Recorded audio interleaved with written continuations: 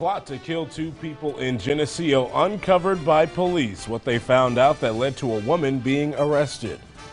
Plus, fighting against hunger. How Quad City students are helping with the friendly competition. WHBF is local for you. This is Local 4 News this morning. Good morning, everybody, on this Tuesday morning. I'm Edric Terry. And I'm Alexandria Ikomoni. Thanks for watching Local 4 News this morning. Let's get started with your local news, beginning with our top story. This woman from Alabama is waking up in an Illinois jail this morning on conspiracy to commit murder. Authorities arrested Shannon Jones yesterday. She's accused of plotting to kill two people in Geneseo.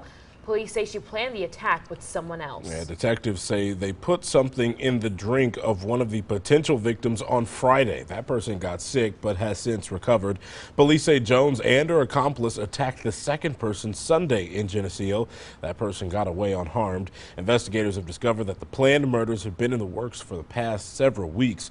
Police are still looking for at least one other person and are expecting to make more arrests. Davenport police are still looking for a man who robbed Wendy's yesterday. It happened at the location on West Locust Street. Now, police say a man in a red hoodie walked in, pulled out a gun, and demanded money. The robber got away with personal items.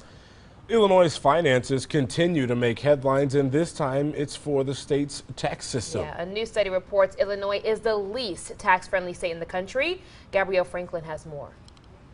Business forecast publisher Kiplinger says Illinois is the least tax-friendly state in the nation, citing the state's high property taxes and sales taxes as the reason behind the ranking. Confirmed some things or, gave a credence to some things that have been said about Illinois tax rates. But when I started to look deeper into the study itself was not extremely well done. Kenneth Chris, a distinguished professor of public administration at UIS, says the study did not give the full scope of how taxes affect everyone in the state. Because they only looked at families of incomes of 150,000. And so that's why I said it's not a really kind of a credible study, because it was so specific in terms of what it looks at, that it kind of obscured more than it helped us understand things. It raises taxes on just 3% of people in Illinois, those making $250,000 or more. Governor Pritzker and groups supporting him like Think Big Illinois have been pushing for a progressive income tax since he was a gubernatorial candidate. Chris says the progressive income tax could help the state overall by bringing in extra money, but there wouldn't be much relief for anyone on an individual level right now after several new taxes passed this session, hitting the everyday neighbor. People pay, for example, the gas tax. Anybody who drives, or anybody really who even takes a transit system or something like that, they may see their rates actually go up a little bit because the providers are going to be paying more for gas. And so that's going to hit more people, ironically, than the income tax proposal would. Gabrielle Franklin reporting. Time now just turning 5:04. A string of graffiti in Rock Island has police searching for those responsible. Detectives report 30 cases since just June. Vandals are spray painting the word orbit on the sides of buildings. Rock Island passed a law about a year ago. It lets the city paint over graffiti if owners don't respond quickly enough. City leaders say it discourages the activity. Obviously, it's a nuisance. Obviously, for private property owners, it's a real problem. Obviously, we take pride in our neighborhoods and our communities, and we want to make sure that people coming into our community don't see it in any sort of negative perspective. City officials do not believe that the recent graffiti is gang-related. Did you get your flu shot? If not, the CDC recommends that you get one by the end of this month if possible. Doctors say you definitely want to get one before Thanksgiving. They say that's when you're likely to be around more people, travel, and be exposed to germs. Almost 5:05 now. Quad City students are doing their part to fight the ongoing battle against hunger. 17 local high schools kicked off this year's Student Hunger Drive Food Bank last night. That's right, and the friendly competition is a major philanthropy project for the Riverbend Food Bank.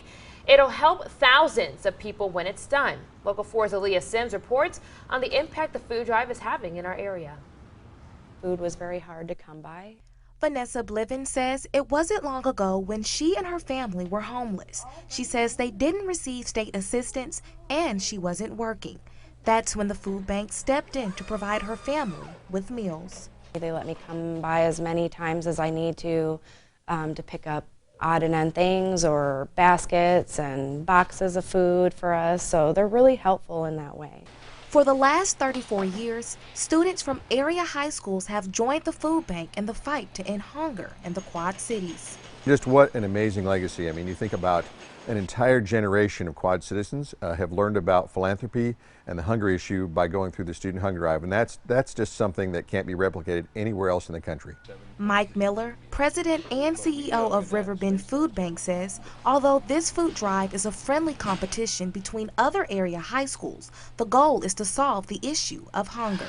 We tell them the goal is not to win, the goal is to help hungry people. And so they work hard to do well, but they celebrate when their fellow schools do well as well. Although this may look like a lot of food behind me, organizers say they are still collecting donations because after providing for 23 counties, this food is only estimated to last about a month. The goal this year is to raise 600,000 meals, and I think that's well within the kids' capability. Blivin says it's amazing to see this generation of students giving back to their community. There's a lot of starving people here in the community, and I honestly would, wish I could do more, but I'm still not in a position, to do anything for our community right now. But yeah, I mean, it's great that there's so many people coming together to help.